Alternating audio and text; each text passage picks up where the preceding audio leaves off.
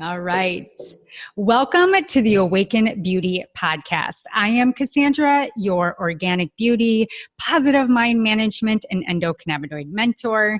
And today we have Miss Lyndsey Berkson on the show, and I am beyond excited to have her on. I have followed her research, her books, her podcasts, and what she's done for a few years. I haven't stalked her, but pretty damn close because she's just a brilliant woman.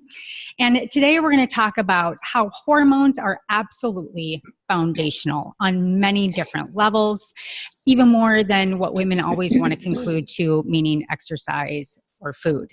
So before we get started, I want to share the brilliance behind Lyndsey's background.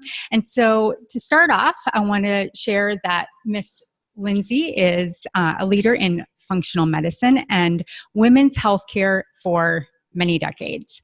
She was a scholar at an estrogen think tank at Tulane University, where she worked with the top scientists that have discovered how hormones function and dysfunction. Dr. Berkson is now a professor and mentor for physicians, pharmacists, and other healthcare professionals within continuing education courses on hormones, gastroenterology, the gut hormone connection, nutrition, and the environment. Dr. Berkson has authored 21 books and hosts the Dr. Berkson Best Health Radio show. And she had breast cancer 24 years ago and has made remission her mission. Dr. Berkson now specializes within science-based functional medicine tools in working with breast cancer survivors to do the same. And so, Lyndsey, are you with us? I am. Thank you for having me. Oh, you're so welcome. I really love what you've done in the industry based on your personal story and how you really brought this truth and clarity to many, many women, but the profound work that you're doing with other medical professionals and practitioners in the industry is really, really incredible. So before we get started on all these incredible factoids and research that you want to help other women come to understand today, can you tell us a little bit more about what awakened you to this journey of remission to your mission? Nothing awakened me to that at all. So that's not, let's see, how could I? First of all, when I was 15 or 16, I heard a lecture that you are what you eat, and nutrition made sense to me. And I went on this huge journey of organic gardening. I lived with Scott Nearing and Elliot Coleman, who started the organic gardening movement. And it wasn't that it was a mission. It just made sense to me. Right. I heard that your body is made up of what you eat, and you want to have as healthy a body as you can have so that you can soar with whatever your mission is. And it wasn't, just made total sense to me. And my mother was an athlete, so I was always working out at a very heavy level. So I was eating organically and working out, and then I started getting cancers. So no, that didn't make any sense, because everyone now is getting the memo that you should eat well and exercise. And if you do that, most likely you can heal cancers or heal illness. But here I was being a yoga teacher, meditating, forgiveness, detoxes. I lived with Dr. Bernard Jensen, who was nominated for a Nobel Prize, and he really focused on detox. This was in the 1970s. Yeah. After I'd already graduated college. And so I'd been detoxing, meditating, forgiving, eating organic food, working out, and I kept getting cancers. And nobody had any answers for me. So it wasn't really like there was a mission. Mm-hmm. So I was always battling for my health, even though the things that we know to do for health weren't getting me healthy. Right. So I had already started writing books because I love to write. And in the early 1900s, I read an article that certain pollutants in our environment had hormonal action. And when we were exposed to them, like outgassing from a carpet or a brand new car, that dashboard smell or phthalates, a specific type of plastic, that all of those could act like a hormone, get inhaled or consumed, and futz with your hormones. I thought that was significant, and I thought I should dive into the literature and see what was going on. And it was a whole new field called endocrine disruption that was only being formed in the late 1990s. So I was part of the research while it was being formed. And while I was researching that book, which was published as Hormone Deception, and it was one of the very first books on endocrine disruption. So 3 books came out within 3 months: Our Stolen Future, Hormonal Chaos, and Hormone Deception, all of which looked at this phenomena from a different point of view, and all of the books were fantastic. While I was doing the research for that book, I saw that the model chemical that they exposed pregnant animals to birthed offspring who had all the same health issues and cancers that I had. Exactly the same cancers. So I was like, wow. Maybe I should send away for my mother's microfiche birth records, because they were on microfilm then. That's how they saved things back in that era, was microfilm. Yeah. Because nobody could ever figure out why I was battling for my health. So, and eating organically and exercising and meditating, etc. So I get my mother's microfiche films and I open up the package, and there it was. My mother in the first trimester was given diethylstilbestrol, which is the most powerful cancer-causing estrogenic compound ever invented, banned in 1971 as the most powerful cancer-causing substance ever, but given to millions of women from 1938 to 1971 as a prenatal vitamin, or if the woman was spotting, they often gave it to her to try and stabilize a threatened pregnancy. Interestingly enough, the reason plastics are estrogenic is that Sir Charles Dobbs, the physician that invented plastics, he invented diethylstilbestrol. Wow. So all of those are estrogenic. Everything he developed, he loved the porphyrin structure of estrogens, and that's one of the reasons that that plastics are estrogenic. Well, once I realized that it wasn't anything about the way that I was living, but it was an assault in the womb. Yeah. We call that an in utero assault, or the fetal origin of adult disease. So once I realized that, if I could sleuth the literature and find out what was known about the mechanism, about how DES caused cancer, maybe I could roll that back. For example, the majority of DES, they're called DES daughters, diethylstilbestrol. So DES is the acronym. Right. The majority of us got breast cancer at almost exactly the same age. The majority of us could not have children. That's why I have 21 books, because I could not have children, because the daughters born of women given that as a prenatal vitamin were infertile. So basically, no doctors could help me. Most doctors today have never even heard of diethylstilbestrol. It's like a really old hat story, a public tragedy whose time has come and gone, although now we're comparing many common day products that we're exposed to diethylstilbestrol still, because it was the most powerful endocrine disrupting compound ever made. So in the literature, they were able to show theories of how DES caused cancer in its offspring.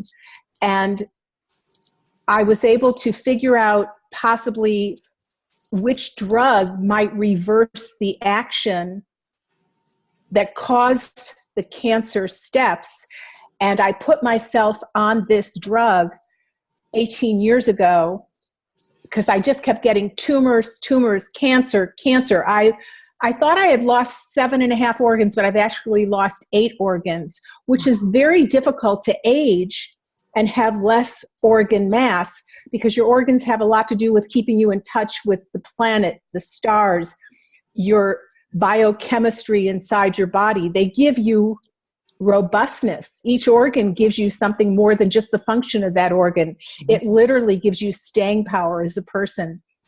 So I went on this medication.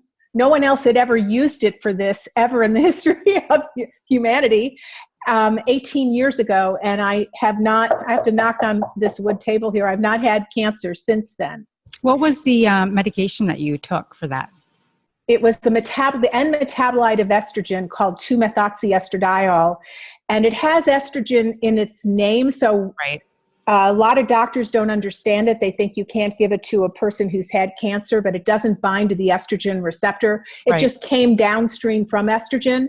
And there's actually quite a bit of data on this of being used for people who failed intractable breast cancer, intractable ovarian cancer, rheumatoid arthritis, quite a number of things. I had a dear, dear friend that had glioblastoma, really, kind of a death sentence of a brain cancer.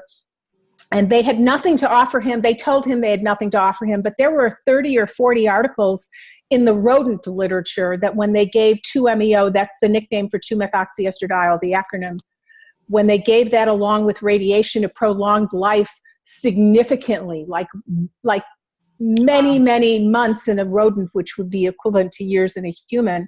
So I put together an 80-page paper to try and convince his docs. But the way docs work today, the way medicine works today, is you really can't be a thinker outside the box from the way that your association faxes to you the updates of what you're supposed to do, the consensus of where medicine is. And the problem is that hormones have no real genre in medicine. Gynecologists, most of my patients come in. I was having lunch today with my girlfriend who's a nurse practitioner and runs 5 hormone clinics in Austin. And she hears all the time patients come in and say, I asked my gynecologist if I was a candidate for hormones, and they said they don't believe in hormones. Mm-hmm. Well, it's not like it's Santa Claus or that it is a fairy tale. It's biochemistry. Hormones are your foundational major signaling system in the body, but gynecologists don't treat hormones that way. Endocrinologists basically deal with thyroid or diabetes. One of my girlfriends is an internist in town. She used to have her own little cool concierge practice, and then she didn't like when the ICD-10 codes changes occurred. So she moved to Scott Baylor White, this huge corporation, which I never would thought I would do it, but I went with her because she's my girlfriend. And when I wanted her to test my hormones in blood for a certain reason, because there's a variety of ways of testing them, there wasn't even a code at Baylor. Nobody at Baylor ever tested estrogen. We had to go outside of the lab. No one at Scott Baylor White was ever testing estrogen, not even if they were a breast cancer patient or if they're a young girl because younger and younger people have less and less hormone signaling because we have such a dirty planet filled with endocrine disrupting pollutants.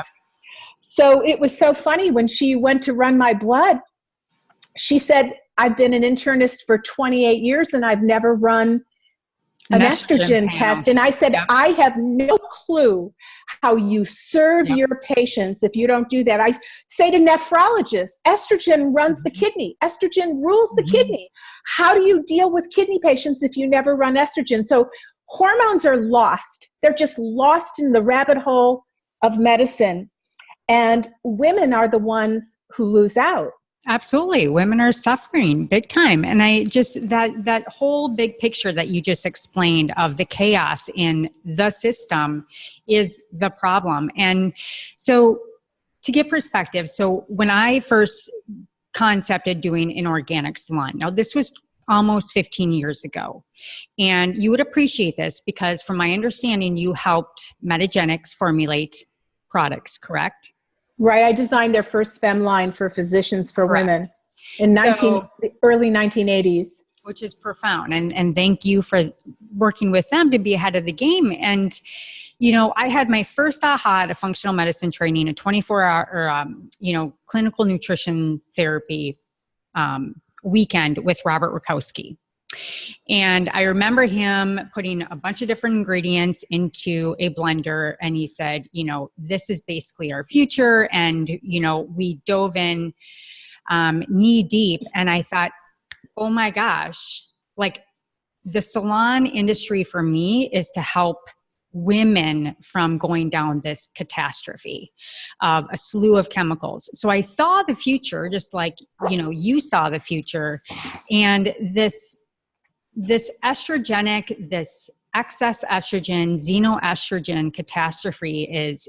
But they're not just excess estrogens because they can block your estrogen. They don't just act like estrogen. So we have a whole generation of young girls that don't have enough estrogen. Harvard just published at a conference about 10 months ago, giving estradiol patches to 14 and 20-year-old girls because they exercise so much now and they all have so little body fat and they had a lot of body dysphoria or they don't like their body image. So they gave these 14 to 20-year-old girls estrogen, and they all felt a lot better and were able to get off their psychotropic, their meds that their psychological psychiatrists or psychologists had prescribed for them. Mm-hmm. So people need to know because it's really important. I don't mean to talk over you, but it's not just estrogen mimics.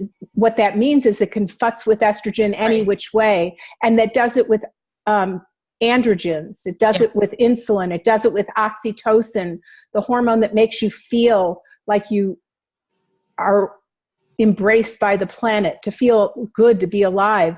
So most of our hormones, your neurotransmitters follow your hormones, and your hormones definitely, and so the chemicals in the environment have the potential, and they don't do this in every single person that's exposed, because the human body has redundancy systems, which means we have backup measures. Right. And some people's backup measures are better than others, or maybe your life is going through a lot of chaos, so they're not working so well. So anyway, I just wanted to make that comment so people don't think that everything is causing, I don't like the term estrogen dominance. I don't like what the people are thinking of, that estrogen's a bad hormone and that it's mostly dominant out there. That is so ignorant and not accurate. So I needed to make a comment. Sorry and I that. think, and let's roll that into exactly what I wanted to kind of point to, is that the misunderstanding of our hormones. Number one, women have no foundational understanding of hormones to begin with. Number two, you go up to gynos, they go to a gynecologist, they think that they're going to have answers, but the gyno does not know.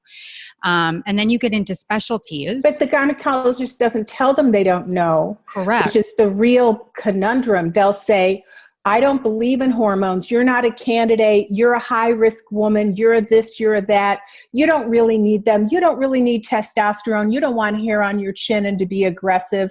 And so they get talked out of them by somebody who represents themselves as a specialist, which they're trained in certain ways. They're certainly trained in hormonal functional disorders, for sure.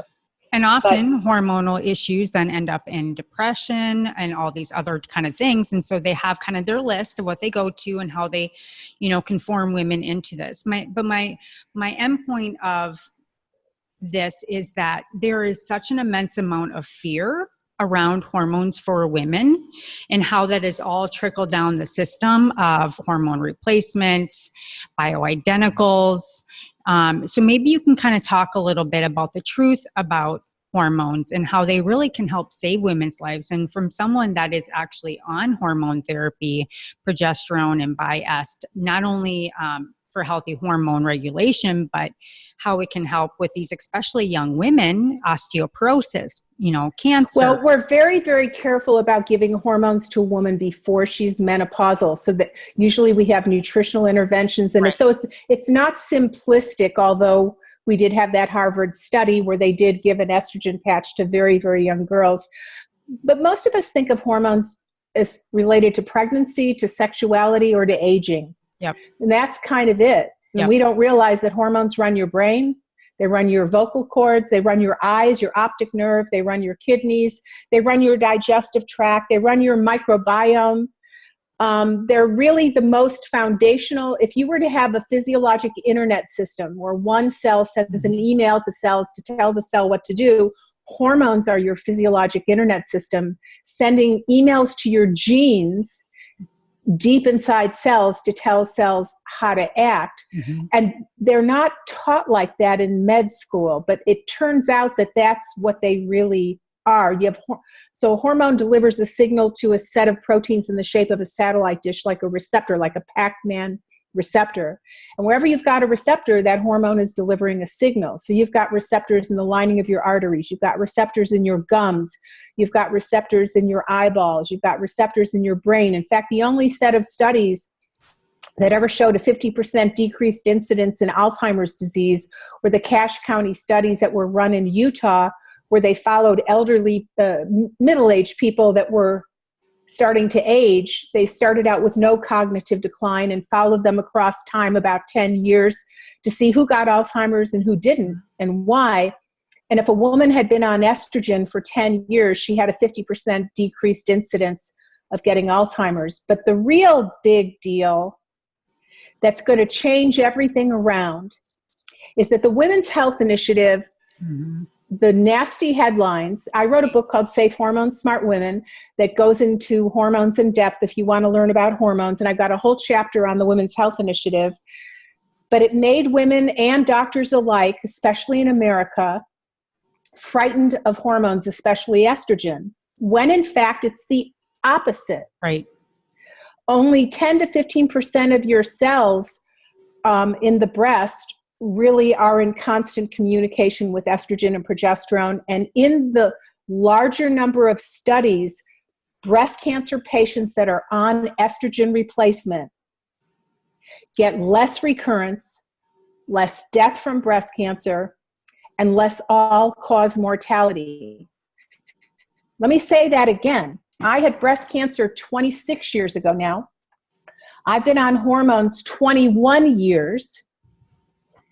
And it's not just my belief, the data shows that hormone therapy protects a woman, a high-risk woman, from getting an increase of a recurrence of the disease and death from the disease. And there's a great book that's just come out by an oncologist.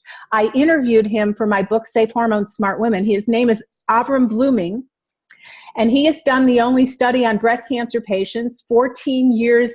He's given them the estrogen he chose was horse urine estrogen, which is Premarin.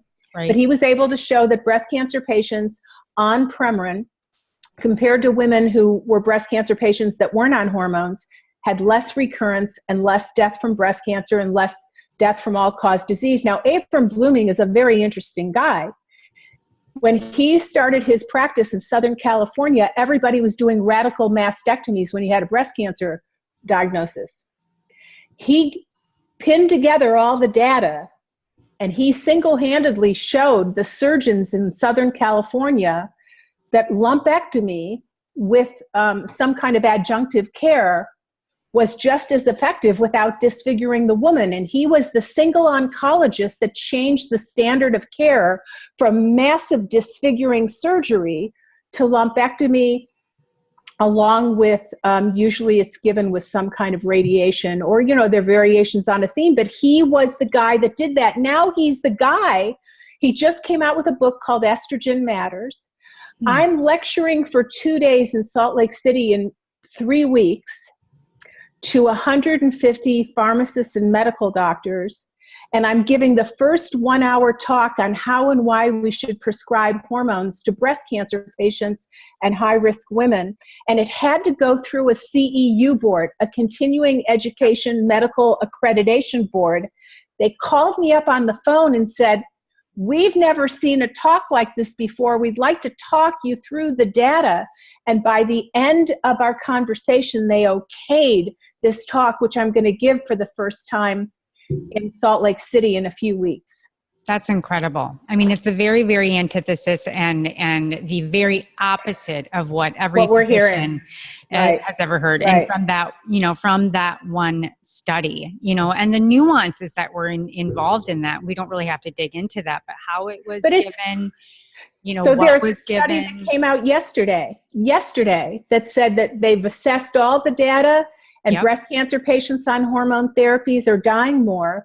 And we sent a letter off to Dr. Blooming, and he was able to show us that this was junk science and not put together well, but these nasty, scary headlines make headlines, and the reanalysis and the normalization of hormones don't make headlines. And so women continue to be frightened of estrogen. They think they should pride themselves if they age naturally without hormones, which is letting you shrink your brain, shrink your skin, shrink your kidneys, you literally age so much more differently if you're not on. Aging is the absence of hormones. That is what aging is. Yep. I love how you talked about brain volume too in the book, and how just the decrease in brain volume is contributed to body fat, and all of these other linked pieces as well. I mean, there's just a lot to this. And Jim, who you had interviewed a few weeks ago or a couple Jim weeks ago. Hinsere, the pharmacist that testified in front of the National Academy of Health Sciences. Yeah. So one of my clients is a good friend of Jim and runs the AICP. And so he's just so well-spoken. He's a great guy. And you had spoken a little bit with him about how, when this study was done, the people that backed this study have now kind of gone and can form their own group and are coming out within. So that wasn't the study. These people didn't back the study. So what it was is that so let's explain what the Women's Health Initiative was. Yep. So the aging demographic of the United States is the fastest growing demographic that we have. Mm-hmm. So our aging Americans are growing as a demographic faster than any other demographic. So 40 prestigious institutions came together and said, let's take a look at women who are aging every which way and figure out how to protect them. Mm-hmm. They wanted to do that. And let's figure out how not to topple Medicare. So Harvard was involved, the National Cancer Institute, the National Institute of Health. Everybody came together looking every which way, and they wanted to do a study on hormones, which women had been taking hormones. It was the number one selling drug, Premarin and Prempro. Right. Prempro is a combination of Premarin and medroxyprogesterone acetate, or progestin. Those were the number one top-selling drugs for decades, and women were on them. Doctors were happy with giving women them. It was like an anti-aging medication. And they were sure that this randomized controlled trial, they had an estrogen-only arm and an arm with the progestin plus the estrogen, would prove that women that as they're aging should be on hormones. That they were just doing this just to prove a point because they were sure it was going to come out that hormones were just protective, as we've been telling women for decades. What you're thinking of is the owners, the CEOs of the company that made Premarin and Prempro, those CEOs. So those CEOs, their stock, when they had to stop the two arms of the study, which were called the Women's Health Initiative hormone studies. They had to stop them prematurely because women were getting a little bit more breast cancer, a little bit more stroke, and all of a sudden women were told that, in fact, hormones cause the very issues that we were giving women hormones for to protect against. And most everybody in America threw out their hormones, doctors threw out their prescription pads for hormones, but in Europe, doctors didn't do that at all, in fact. It was mainly in the United States. And those guys lost all their stock and their market share. And they realized that bioidentical hormones, which many women still stayed on bioidentical hormones. And in Europe, they basically used much more bioidentical hormones, and they kept using them. So these guys were visionary in the fact that they saw, our horse urine estrogen, and our horse urine estrogen combined with progestin, Prempro, they're going to not be big money makers anymore. So what we're going to do is we're going to create our own bioidentical hormones. We're going to run them through what the NIH requires, which is phase 1, 2, and 3 trials. And then we're going to be the only FDA-backed bioidentical hormones. Wow. So they created a product called Replenish, which just published July 8th, its third phase 3 trial. And they are now coming out with, but we don't recommend oral estrogens. None of us in functional medicine ever recommend oral estrogens, but there are 4 different variations of oral estrogen with progesterone. Patients and a lot of doctors don't even realize that hormones come in different sizes and bioavailability. But the bottom line is that they went through the randomized trials. They came out statistically significant.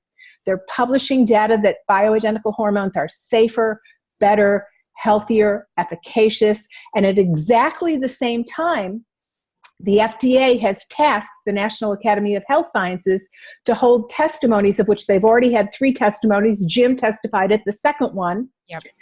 And to decide whether to make bioidentical hormones too difficult to compound, and why should they compound them if they already have FDA-approved ones that the FDA has approved. So we have a brand new set of bioidentical hormones coming out while they look like they want to block compounded hormones, meaning you go to your compounding pharmacist and get it.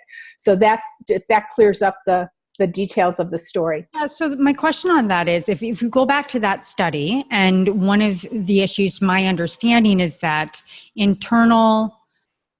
estrogens that were taken were a part of the issue versus using them topically, and that it's much safer to use estrogen topically than it is internally. Is that true?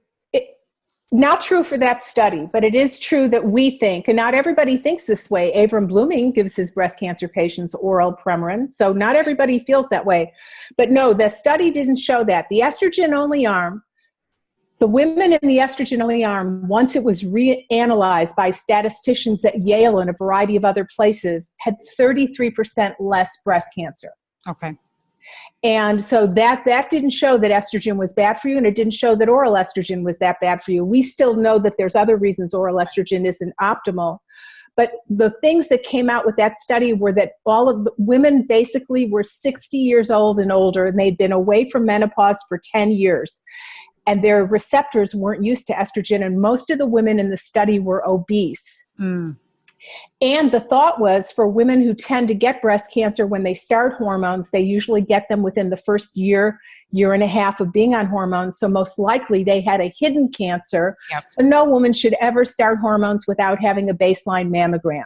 Absolutely. Absolutely a must. And if a woman works with me and won't do a baseline mammogram, then we can't work together. Because if you have a hidden cancer and thermography is not standardized enough, and there's too many cases of cancers that thermography misses. Bottom line, that's the way it is at this point in time. So if you're going to start hormones, so we think that what happened, the thought is these women were older, they were too far out from menopause, they were obese, and the oral part didn't pan out because the oral estrogen given to the estrogen-only group, they had significantly less risk of breast cancer. Sure.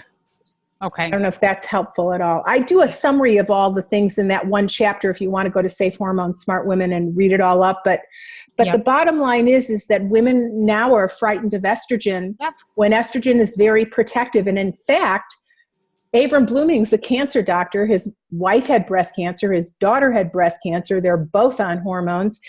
He now has written and summarized the data for you, which you can read in a book. I don't make any money off of recommending his book, but he put it so beautifully in an entire book. Once you read it, you'll be angry that you were denied hormones. And now a lot of cancer doctors are telling breast cancer patients that they should be on tamoxifen the rest of their life. Awful. Which will block your ability for your brain to use estrogen, your kidneys to use estrogen, your colon to use estrogen, your bones to use estrogen. They've made estrogen out to be the villain. Yep. So, the compounding industry, I mean, there's not enough money to help them have their voice heard. And, you know, they really hold this groundswell of education for clients and taking this fear away from women. And I can't tell you how many women sit in the chair and I recommend to my functional med docs that, you know, there's this stronghold between having the money to go to the GYN and having their insurance pay for it and continuing to get the answers that they get, to this gap of spending a little bit more money to see someone like you that can dispel and take them as a unique person, their unique ability, their baseline, where their lifestyle and everything, and really curtail this personalized medicine and personalized hormone journey for them. And, you know, we really, I mean, hands off to you as far as how you've really progressed the industry in this way. And you have a passion for, you know, breast cancer and kind of the mishmash of this industry right now. Kind of where is your heart and mind leading in this industry and what you really want women to know about just the breast cancer and, you know, how that whole industry is just so confusing for women? Well, I do believe in integrative care, and I believe in mixing the best of both worlds. Okay. So it's not like I don't believe you should live with a tumor load, and I think that surgery is necessary. I do think you should do sentinel node biopsy to see which nodes. You need to know what's going on. And sometimes radiation and chemo are just exactly the right thing to do. But there's so much else to do, and it doesn't mean that you should never be on hormones. In fact, there's I have a little book on my website called Hormones and Breast Cancer Survivors, and it shows the human trials of giving testosterone and what's called an aromatase inhibitor to women while they're that was a case study of a woman while she was in treatment showing the tumor shrinking, but then a much larger number of women in a pilot trial showing that when they were given testosterone and aromatase inhibitor, they had they had less recurrence, less mortality, and better quality of life. Because testosterone at the breast is anti-proliferative, it's breast protective. So there are hormones that you can go on right after you finish breast cancer care, and maybe even with some oncologists during cancer care to help you go through the treatment better. So our way of looking at, like I lecture for A4M and PCCA, and the stance has been for many years, if you had breast cancer, you can never be on hormones. You're a high-risk woman, you can't be on hormones. And that's not true anymore. I myself, knowing what I know now, I waited 5 years to go on hormones because I was scared. I was nervous because I was the only woman I know with breast cancer going on hormones. Nobody else was doing that. Knowing what I know now, I would be on hormones right from the get-go, depending on the type that you have, the ER positive, PR positive, et cetera, which, by the way, the Kazanellan-Bogans, John and Benita Kazanellan-Bogan, they're the people who helped create the subtyping in breast cancer. And Elwood Jensen was the very first scientist that said that hormones signal a receptor, and breast cancers have different receptors in the Kazanellan-Bogan. So I worked with them at Tulane. And when I have questions, I get to write. Well, now, unfortunately, Elwood Jensen just died a few years ago. But the Kazanellan-Bogans are kicking strong, and a lot of people that I had the honor of working with. And it's not necessarily true if you have an ER positive or a PR positive breast cancer that taking that hormone feeds it. Those aren't the cells that cause proliferation in the breast. So there's a lot of mishmash of understanding. You really should read Dr. Blooming's book, Estrogen Matters. He clearly shows what the data says, and he did it enough to put his wife and his daughter on it. And I'm living proof. I'm now 26 years out of 21 years on hormones. I'm so friggin' old. I'm the oldest person anywhere I go, anywhere I lecture. And once people, I don't really say my age out. I know your real age. They're like, I'm looking at you and I'm like, I don't even want to guess because I would look like an absolute.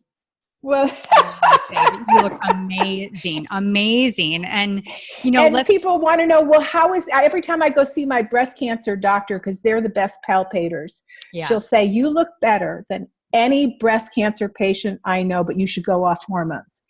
Now, surgeons know nothing about hormones. That is not their domain unless they've chosen to study that. So you can't, aging is due to the lack of hormones. That's when we start to age. If you want to slow aging down, exercise and diet are important, but they're not as important as hormone balancing and health. And almost everybody is a candidate. And you will, so when I worked at the Wiseman Family Practice Clinic, I'll just say this. It's one of the hormone clinics here in Austin. Now they're opening up a sixth one in Georgetown. So I worked there for 6 years. And Dr. Richard Wiseman had been in practice about almost 50 years, and he retired. So right before he retired, he and I were standing at the water fountain. And he'd been doing hormone therapy now for maybe 30 of those almost 50 years.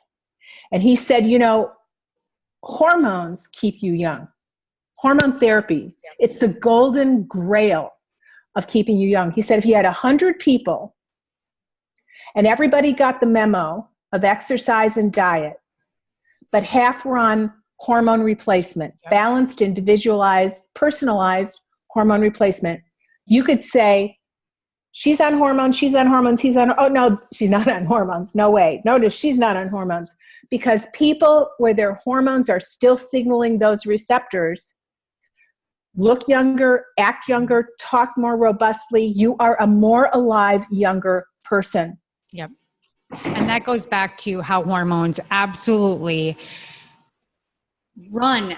help run every system in the body. And let's leap over to your book, your recent book, Sexy Brain. And I just love the concept of the book. Now, somebody could leach to what they think that the book is about, but let's talk a little bit about the profound research in this book, from oxytocin to the love language of hormones, and, really how the research, put this book out, and it's not just about the big O in orgasm. So give me a little bit. I almost called it how the big O prevents the big A, but it's so much more than that. So I call it sexy brain because sex steroid hormones run your brain. They do. The more you have hormones in you, the less you're going to have Alzheimer's disease and cognitive decline.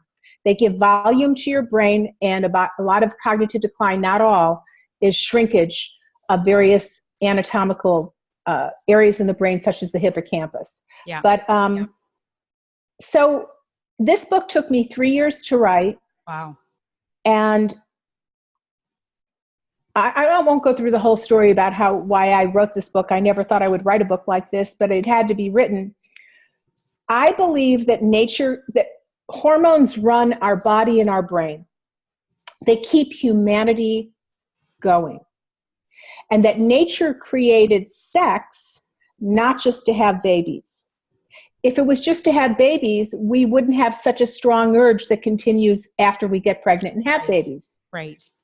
So when we are sexually involved, or we have even just hugging with children that isn't a sexual act, but a connecting act, we release hormones of connection. Estrogen, testosterone, progesterone, oxytocin, and there's another cascade of other hormones. Mm-hmm. These hormones protect your brain. We now know there's all kinds of studies that show that people that make love more regularly have less cognitive decline, live longer, men have less prostate cancer, women have less breast cancer. Hormones are protective. When you connect, authentically connect, whether it's either your spouse, your beloved, your partner, your child, your community, your church, those connections release hormones. And I realized in today's society, we're having less and less authentic connection. Yeah, let's stop right there, because authentic connection is key. It's absolute key. I mean, everything from hugging, and we talk about that even with the endocannabinoid system, how it boosts the endocannabinoid system, which from your research is connected to oxytocin.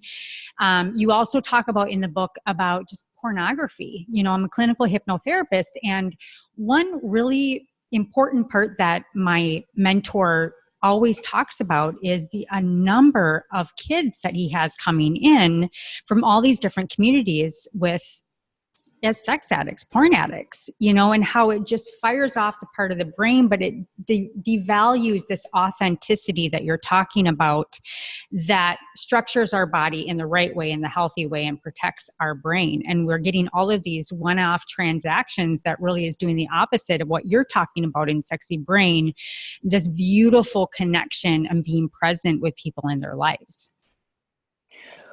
Well, it isn't just an addict. Porn is the cultural way of life now. Whether you're Mormon, I have Mormon friends and neighbors, and they're having to talk to kids 6, 7, 8 years old because they're going to be exposed. One of my girlfriends is the intake at an acupuncture college in Los Angeles. These are healers in their 20s. You think that they're all into porn. Everybody watches porn. They don't think of it as an addiction. Right. They think of it as like getting a Coca-Cola or a wheatgrass juice. It's a way of life, and the young kids make love. It's totally different than the way older people make love on the whole. Yep. They make it's more forceful. They want to grab your neck. They want to have more S&M bondage kind of, that's what they're learning their sex from pornography. They think that porn is a natural way to be. And when they come together with sex, it's not the same, and they're not releasing the same hormones and having the same brain protection, which I bring up in the book. At the same time, we have a dirty planet with hormone sabotaging chemicals. So we've got this chemical soup, and it's leaving us with humans that have less capability of connecting, less control over their brains. We have, in the United States today, we have rampant mental illness, whether it's in kids or adults. we have a very ill society. And part of it, I think, is this lack of connection. And I think we need to teach in kindergarten and first and second and third grade the tools with which to connect, so that when you get older, you value that connection, and then you can release those hormones to keep a sexy brain, a sex steroid influenced brain. And then hopefully humanity will be protected. Because when I was a scholar at Tulane, it's called the Center for Bioenvironmental Research. Mm-hmm. The big question was, are we looking at the end of humanity? Mm-hmm. We're going to have gender bending, because when we're exposed to these chemicals in the womb, you can come out as different sexes, which we now know is happening. Yep. And we have much more infertility on the rise. In fact, one of the biggest issues of hormone disruptors is their ability to induce infertility. Right. So we've been looking at all of these chemical alterations as threatening humanity. One way that we can fight it off ourselves in our own home and in our lives is to learn how to authentically connect. Yeah. And that is easier said than done, because we live in a culture of narcissism. Yep. Absolutely. 100%. Which is connecting mostly with yourself and not with others. Yeah. And, when we think about mindfulness, even, the mindfulness genre, it's not thinking about yourself. It's freeing ourselves, becoming authentically connected to our heart and to ourselves, so that we can free ourselves to be more present and vulnerable with others. And we've just really lost this connectivity to ourselves, our own heart. I'm sure you've followed some of the research from HeartMath, where, there's over 40,000 neurons in the heart, and there's more electricity going up to the brain than the brain does down to the heart. And it expels a frequency almost 7 feet in front of us. I mean, there's this powerful frequency and energy to love and to this connectivity. And it's really what we're made for. Can you speak a little bit about this receptor, the 10-day receptor detox that you have in your book, Sexy Brain? Sure. So if a hormone delivers a signal to a receptor, you want that receptor to be able to receive. Right. That's its job, is to receive the signal. But if it's filled with a whole bunch of pollutants, like you ate string cheese last night, which was shrunk wrapped in plastic. So you got some plastic, and you remodeled your house. You got click-in engineered wood floors, and they're off-gassing formaldehyde. And you're in a house that was built 5 years ago, and all the sheetrock is made from gypsum that has mercury in it, which is an estrogen disruptor. So if you have all these chemicals, mercury, lead, you live in an apartment building, and someone 4 or 5 apartments away smokes, it travels through the porous materials. They've now done studies where they take a look at nicotine metabolites in the urine of kids who don't smoke, and they know that if you're in an apartment building where in other places you're going to have cigarette smoke condensate. So you have plenty of opportunity to be exposed to things that'll sit on that receptor.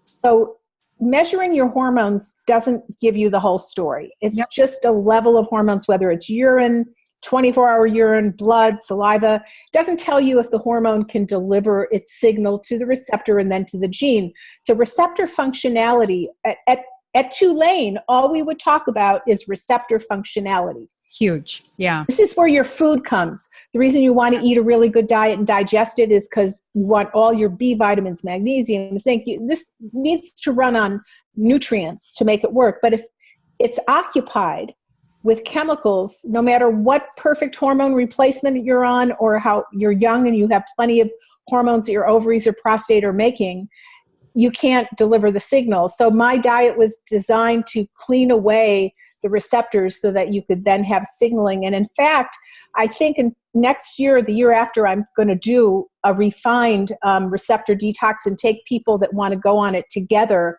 Because before you get pregnant, ideally you should clean out your receptors so that your child in the womb will have the best signals, because your hormone signals set up the adulthood of your baby while the baby's in your body, even before conception. So receptor detox is a very important concept. Dr. Wright, my mentor, who's called the father of bioidentical hormones, if someone doesn't get a response from hormone therapy, he'll put them on a week receptor detox just to clean out those receptors. doctors, I put it to 10 days because a week doesn't seem quite long enough. And then you need to repeat it again because we continually are exposed to things in our dirty planet and dirty homes and dirty offices and dirty cars. You know, it's just the way that it is. But the idea is to get your receptor functionality optimal so your hormones can deliver their signals to your genes. And can you give us a couple of examples of that? Is that, you know, lots of broccoli and cruciferous vegetables, obviously cleaning up your environment, your beauty products, phthalates?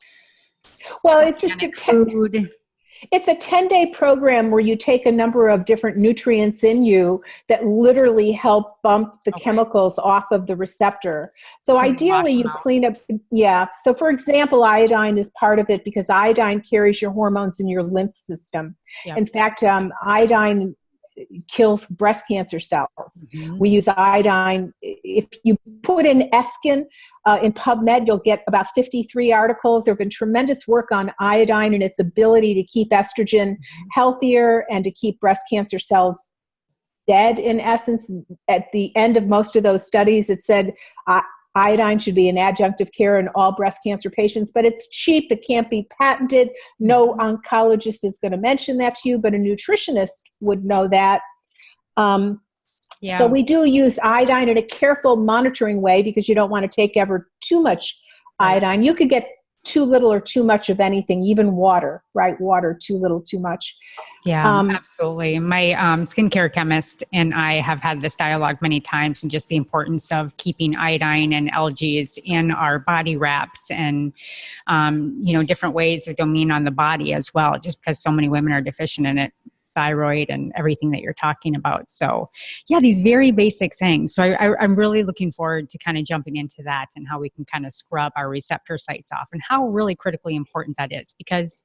Oh, it's going to be the answer for the race because otherwise we're so polluted and our hormones are working less and less and we have more and more ill children. Their brains aren't working. A lot of that is due to endocrine disruption and also to the lack of authentic connection. You know, children are being raised on a screen. Yep. They're not used to looking at another human being in the eye. Looking at a screen does not release your hormones. It actually does the opposite. But looking in someone else's eyes and learning how to connect releases these brain and life protective hormones. Mm-hmm. So it's dangerous to give children too much screen time. Mm-hmm. Yeah. And oxytocin, there's all these different ways that we can increase our oxytocin in our body from having connectivity with, loving with a partner, with sex or hugging or exercise, laughter, singing. Are there any other key pieces around the oxytocin piece that you want to bring that women can really capture and really imprint in their brain how important this piece is? I could go on for several days on oxytocin. So the oxytocin signaling system, I think, is pretty much damaged by our planet. So even if you give oxytocin to someone, they might not get the benefit. In fact, if you put oxytocin in PubMed, there's 30 to 40 articles coming out every month. It's kind of the hottest hormone on the clinical block at the moment. There's a study, multi-centered study, looking at it to treat post-traumatic stress disorder. There's a multi-centered study looking at it to treat a postpartum hemorrhage. There's multi-centered studies. The Stanford Headache Institute is looking at it for treating migraines. And you'd go, well, why would one hormone, it can treat problems with social cues such as in autism and schizophrenia. It can treat pain in a variety of ways. They're even looking at giving it as an epidural instead of steroid epidural. So why would it be that one hormone potentially has all these things? Well, it's the first hormone of life. Mm-hmm. It's the pregnancy hormone. So it causes the uterus to contract for pregnancy and the glands in the breast to contract for lactation to occur. Mm-hmm. But the baby is just completely perfused. It is the first hormone that the baby is just flooded with. So I have a new book coming out. I don't know exactly when it's coming out on oxytocin. And I talk about the many, we have receptors for oxytocin everywhere. Mm-hmm.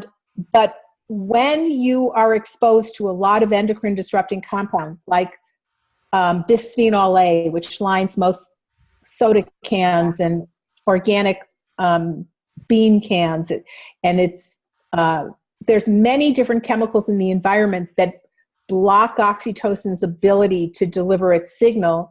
And then stress, very severe stress, especially in the first few years of life, will make the oxytocinergic signaling pathway not function well as the child grows up to be an adult.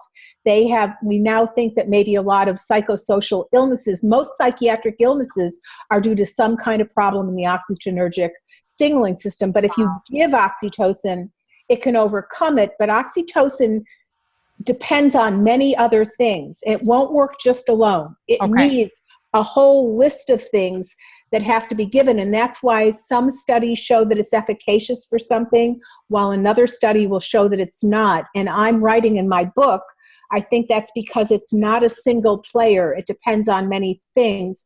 But we're going to be looking at oxytocin in the future. I'm trying to right now get an IRB. I've come together with a bunch of pharmacists and created a product that's an alternative for proton pump inhibitors, acid binders, that includes oxytocin. Whether we're going to get the IRB and whether we're going to move forward, I don't exactly know. But we're looking at oxytocin for lots and lots of things. It'll be very interesting to see what completely shakes out. But we do know that as a culture, our oxytocinergic signaling system is culturally damaged by endocrine disrupting compounds, by maybe TV and thinking you should have it all. And what was that other point that I wanted to say? There was a thing I wanted to comment on it. I think that oxytocin, being the very first hormone of life, holds a lot of promise for many things that are going wrong in our society, but it can be taken as a nasal spray, as a topical, as a vaginal gel, as a vaginal cream. I've even used it on a patient with post-vasectomy pain disorder. But this is the period where we're looking at all these things, and what's going to finally shake out and what we're going to say, we'll soon see. But nature made our bodies to be able to make oxytocin. Oh, I know what I was wanting to say, but at the moment we're not making it very well. Our whole entire digestive tract, which is our mothership, is run by a healthy gut is a parasympathetic gut. Yep. And parasympathetic signaling depends on oxytocin. Okay. So your gut health depends on oxytocin. And most of us, from taking antibiotics, eating animals that have been given antibiotics, eating processed foods, we tend not to have very healthy guts. Gastroenterologists are the most happening genre of medicine at the moment, and colorectal cancer and esophageal cancers, these are all greatly on the increase, and on the increase at younger and younger ages. Part of that is due to the problem with oxytocin. So one of my favorite people was a monk called Thich Nhat Hanh, and he was nominated for a Nobel Prize. He wrote a book that is one of my favorite books called Peace is Every Step. Yeah. And he recommends to parents to have breathing rooms. Yep. Where you just hold hands with your mate, your kids, your cleaning lady, whoever it is you have disharmony with, and in silence and breath, learn how to reconnect with them. And I think that that's really an oxytocin promoting concept. And I actually talk to a lot of my patients about doing that to see, I think that's because we have so much doingness. Yep. We are addicted to doingness. And if you could have a beingness, the true vitamin B, beingness room in a little space, even if you don't have enough room for a room in your house, a corner in your living room where you can be with one another and practice connection, then you're practicing your oxytocin signaling together. Yeah. If you could look back at, from Thich Nhat Hanh and all of these studies, really, it does come back to oxytocin and the power of healing. I don't know who wrote the book, The Power of Eight, but this morning... Power of 8. Power of 8, but this is the synergistic. Is that David Kuhn? See, I'm going to look it up. Yeah, you look it up. But, you know, there's something I experienced this morning. One of my best girlfriend, her daughter experienced the loss of her baby. She is giving born to a stillbirth baby. And in the rage and the anger and this regular kind of process we go through in grief, what was so profound to me is, you know, looking at this length of text messages, and I could feel and push out into this interconnectivity of the power of love and this connectivity and the grace of that, and how just holding hands in the spirit is so powerful, and how we can be together as well. So being present one-on-one with each other, and like you said, getting out of this narcissistic society that they have kind of tranced us, the hires that be, and all these different systems that trance us, stepping out of that trance, making the cognitive decision to step out of that trance into ourselves and be able to connect on that level. But who wrote The Power of 8? Well, all I see here, I never heard of The Power of 8. I heard of The Power of Now, but The Power of 8, Harnessing the Miraculous Energies of the Small Group to Heal by Lynn McTaggart. That's it. Is that the book you were talking about? Yep. Okay, I've never heard of that before. Yeah, it's a very, very good book, but it speaks into this kind of what you're talking about on the compound effect of oxytocin. Now, I really don't know of anybody else. I mean, I know there's a lot of people researching it, but this is going to be, I feel, a next up and coming really critical part as far as breaking down all of these mental health issues that we deal with in society today. So I really want to applaud you for going after this with all of your might. And thank you. I'll be a test junkie if you want to. I personally haven't heard of anybody prescribing oxytocin, which is no, it's pretty unusual. It's pretty unusual, but I've been teaching it. So I lecture for PCCA, that they make all the bases for many of the bases for compounding pharmacists, and they have teaching programs. So I've been lecturing for them for about 8 years, and the last 6 years I've been lecturing quite a bit on oxytocin. And I just lectured to a group of pharmacists and medical doctors and naturopaths in Canada, and I got introduced. I was really shocked. They said Dr. Jonathan Wright created the first wave for compounding pharmacists 25 years ago by introducing prescriptions and needing compounding pharmacies to fulfill them for bioidentical hormones. And they said the second wave for compounding pharmacists was created 6 years ago by Dr. Berkson by introducing oxytocin into compounding pharmacies. So I've been really trying very hard to show people what are the dosages, what are the contraindications, what's the science behind it, et cetera. And it's slowly but surely making a difference. But if you go to PubMed, which is the free service by the National Institute of Health, if you just put in PubMed.com in your search bar, you'll bring up a service from our government where you can put in a name of anything that you want to research, of all the abstracts that have been peer reviewed, which means it's not very easy to get an article published. The peers have to review what you write.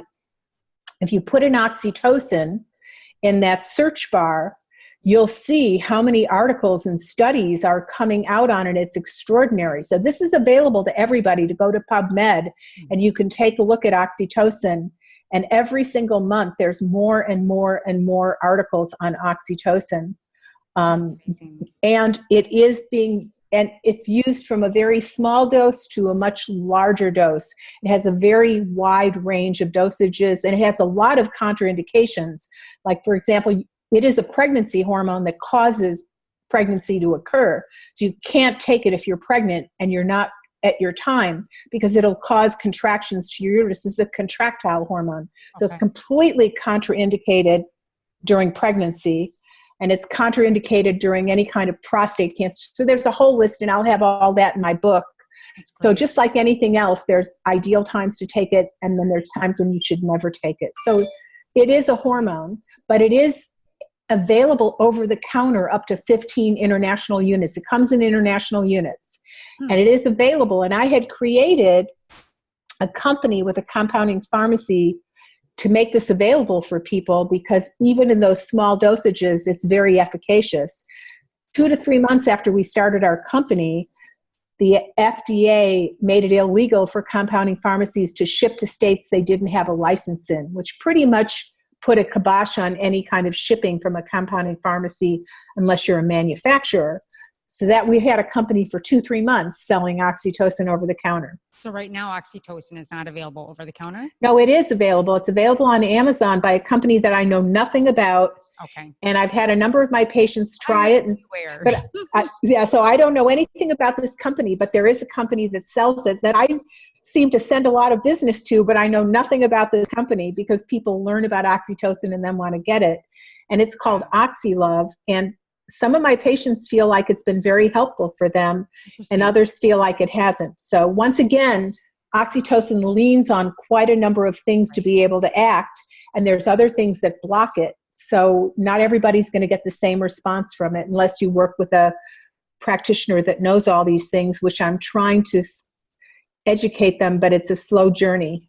Yeah, it is. Well, you are very well respected in the industry, and I believe that you will make momentous gain on this piece because it has a profound effect. So I hope so. Thank you for writing Sexy Brain and your work with oxytocin. And to kind of close this up, I always ask, guests, what is something that you personally, it doesn't have to be related to oxytocin or book or work, that you personally have awakened to in your life?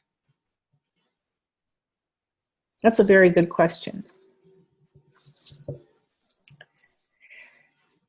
I think the answer to that is if you really want happiness and peace, you cannot want what you don't have. Mm-hmm. And that you can set goals, but if you're Velcro to them, you'll be miserable if they're not happening now. So I think the biggest thing for me has been learning how to be with the isness that is my life and completely embrace that, inhale into that, enjoy that, not need that which I thought I needed to be happy, but be with what is to be happy. I think that's been the most profound, to really live that, not just say it, because most things you end up first getting an awareness to them, you say them, you talk about them, but you're not able to do them yet because everything takes practice. And so everybody's talking about mindfulness and this and that, but they're all a bunch of narcissists talking about mindfulness and all this stuff. It's just the way it is. And then you practice, you start tasting a little tiny bit of it. And ultimately to be with what is, to truly be grateful for a roof over your head or whatever it is that is the biggest recipe for peace. Mm-hmm. Peace, which Thich Nhat Hanh said, peace is every step. Peace is really what counts. Peace is foundational with hormones for health. Yeah, I love that so much. I love that. And I will add, the truth is what sets us free. And when I really look at who you are, who you've become, and what love you've put out into the earth and to people that you know, the truth is what sets us free. And it's when we find truth in ourselves and who we authentically are, when we can just be and be thankful. And this exact thing that you're talking about, we are free. We're free of all of these things that we think we need to make us whole, but we are whole right here, right now. And so I appreciate you being on the Awaken Beauty podcast. Where can we find you, Miss Lyndsey Berkson? You can get me at drlindseyberkson.com, drlindseyberkson.com. I've got a blog and a radio show, which you can get in through my website, or you can go to iTunes, Spotify, Google Play, where you can find Dr. Berkson's Best Health Radio. And my books are on Amazon, and some of my books are on my website. Mm-hmm. And I don't have my calendar up. I need to put a calendar up, but I haven't had a calendar up yet. But I go lecturing all over the world lately. So I'm going to, if you go to my website and sign up for my newsletter, I'll let you know when things are coming up and when the calendar is going to go up. But I do send out emails sharing, like, for example, I was just at a big conference with Dr. Mercola, was letting us all know that Google has joined with pharmaceutical companies in Monsanto. Wonderful. Google has gone very anti-functional. So they're driving traffic away from alternative medicine sites. And we all got together to figure out what to do. So I let my tribe know about that. So if you go to my website, drlindseyberkson.com, you can sign up for free to my website, and I let you in on many things like that bit of information that are helpful to know, because knowledge is power. Yeah, absolutely. I did hear about that. And, you know, I think so depressing. Oh yeah, like websites like yours go from profound traction to maybe 20%. You lose, Right. You maybe have a fourth of your trackability, and it's information like this we have to get out there and, press in on. And so thank you for sharing that. And that's why we should go to your website, buy your books. I will tell you, I always buy all my guest books and put them into our little reading room in the back, and Sexy Brain is going to be my next go-to. And so thank you. Oh, thank you. For the Awaken Beauty podcast. My gosh, ladies, couldn't she just be your best friend? So thank you for listening to the Awaken Beauty podcast. Make sure that you go and subscribe to whatever platform you love listening to your favorite podcasts on, and leave a 5-star review and what you took away specifically from this time with Lyndsey Berkson. I'd love to hear. To hear. Absolutely. And so till next time, listeners, stay sane, get sleep, and bring your sexy back. Bye. Blessings. Bye. Blessings.